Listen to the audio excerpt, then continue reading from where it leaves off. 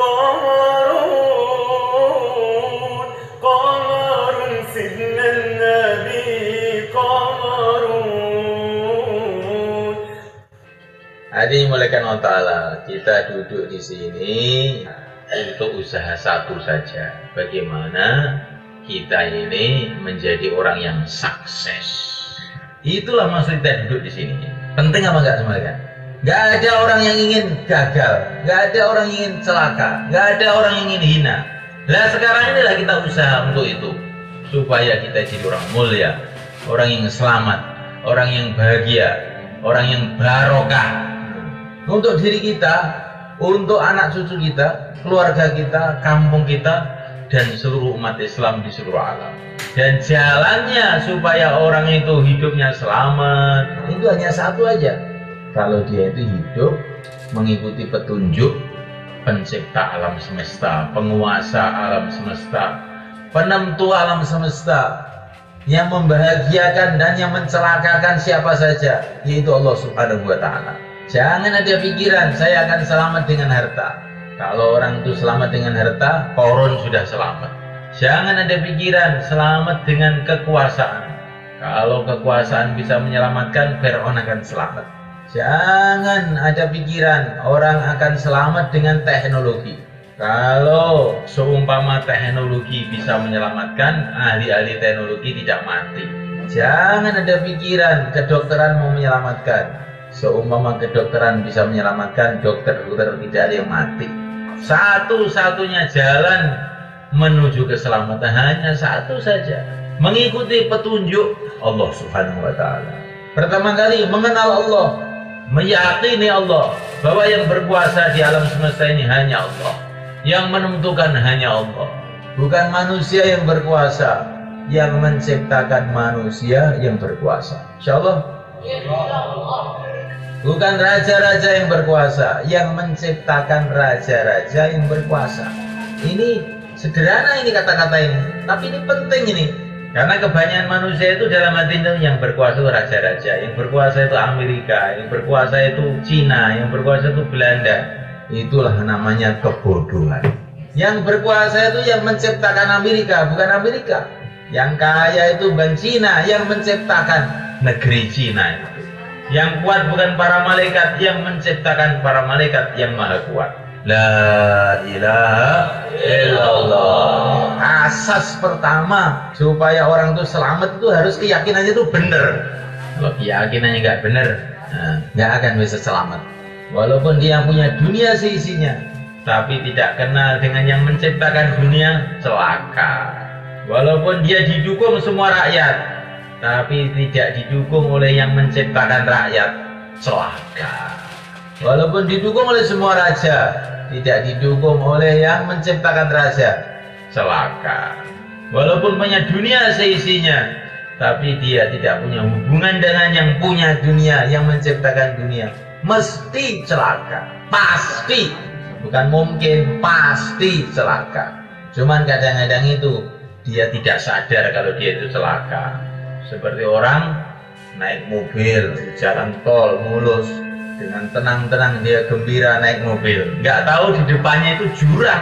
Saya aman, saya sukses. Tunggu sebentar lagi, sudah memat.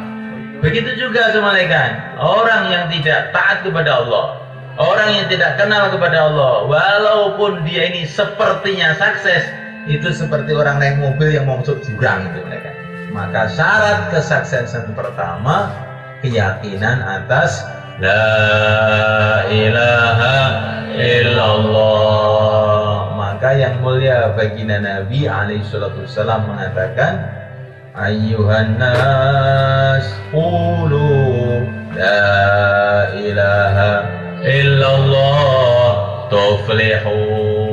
Hai manusia, katakan La ilaha illallah, kamu sukses. Katakan itu maksudnya gimana?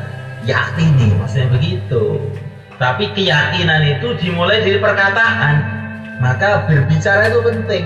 Qulu, katakanlah. Nabi tidak mengatakan yakinilah, katakanlah. Katakanlah La ilaha illallah, kamu akan sukses. Kalau sudah kamu katakan, apa yang kamu katakan itu lama-lama kamu pikirkan, apa yang kamu pikirkan lama-lama mancep dalam hati. Maka qul huwallahu ahad, katakan Allah itu Esa, Allahus Somad, Allah lah hajat seluruh makhluk. Hajat kamu bukan kepada dunia, hajat kamu itu sebetulnya kepada yang menciptakan dunia. Cuman kamu salah paham. Kalau Allah tidak menciptakan dunia, kamu bikin sendiri. Allahus Somad, hajat kita itu hanya Allah. Kalau kita ke pasar, hajat kita ini kepada Allah, bukan kepada pasar.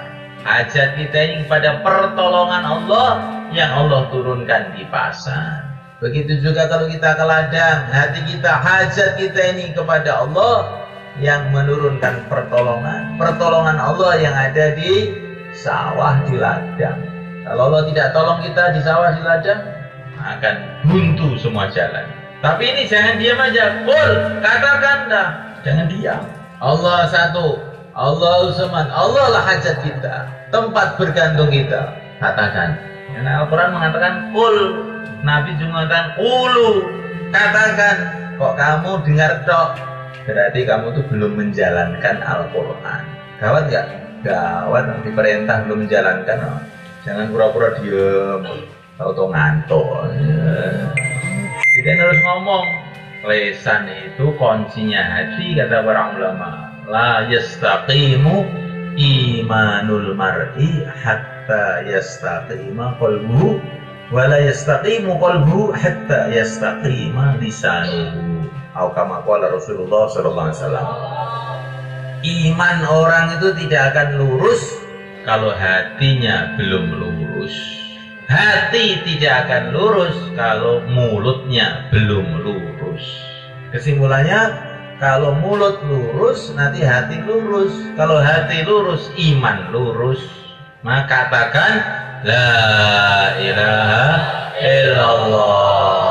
Yang berkuasa hanya Allah.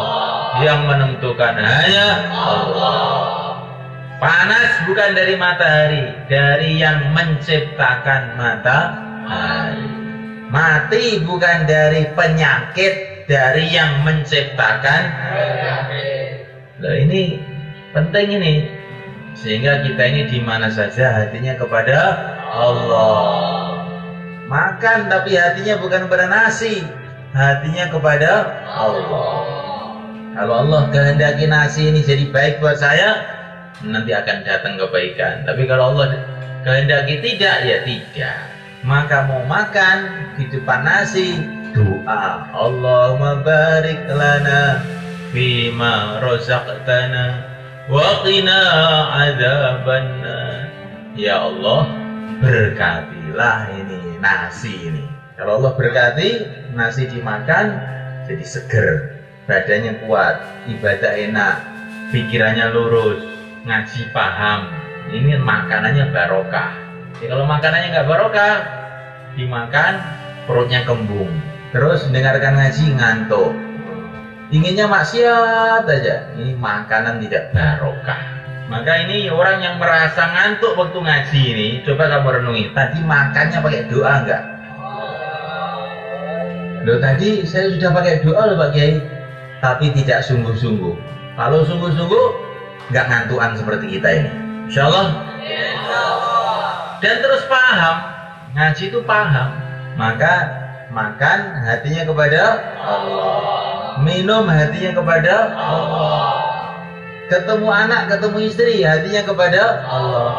Assalamualaikum, semoga kamu selamat. Selamat dari apa? Selamat dari macam-macam, termasuk selamat dari dosa.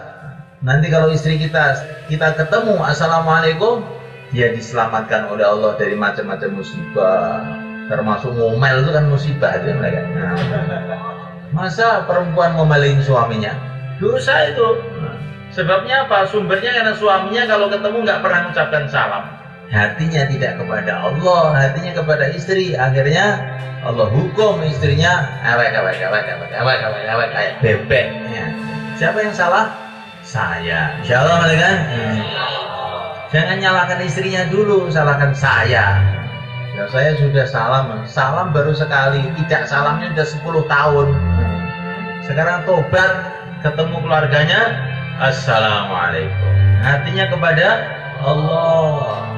Mau tidur, hatinya kepada Allah. Bismikallahumma ahya wa bismika amut. Dengan namamu ya Allah, aku tidur, aku bangun. Ya, hatinya kepada Allah. Ini adalah praktek iman itu seperti itu. Dan iman itu dipraktekkan dalam kehidupan itu. Prakteknya gimana? Menghadapi apa saja hatinya kepada Allah. Maka dalam satu hadis dikatakan hasbunallah amanun likulli khaif, atau kama qala Rasulullah SAW. Hasbunallah itu adalah keamanan bagi setiap orang yang khawatir. Maka Nabi Ibrahim menghadapi Namrud menghadapi apa? Hasbunallah wa ni'mal wakil. Akhirnya aman. Kalau kita ada khawatir-khawatir, hasbunallah wa ni'mal wakil. Kalau mau buat apapun, bismillah. Bismillah itu maknanya saya buat perkara ini minta tolong kepada Allah.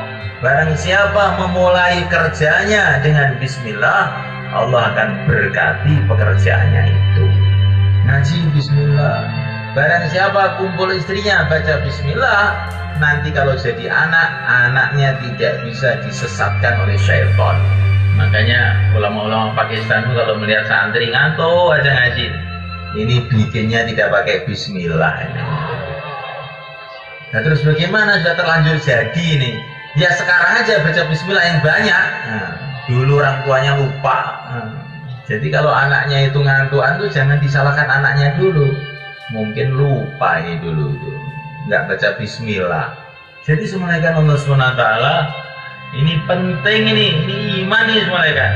Nah ini kita ulang-ulang hari-hari kita bicarakan sampai kita mati dengan la ilaha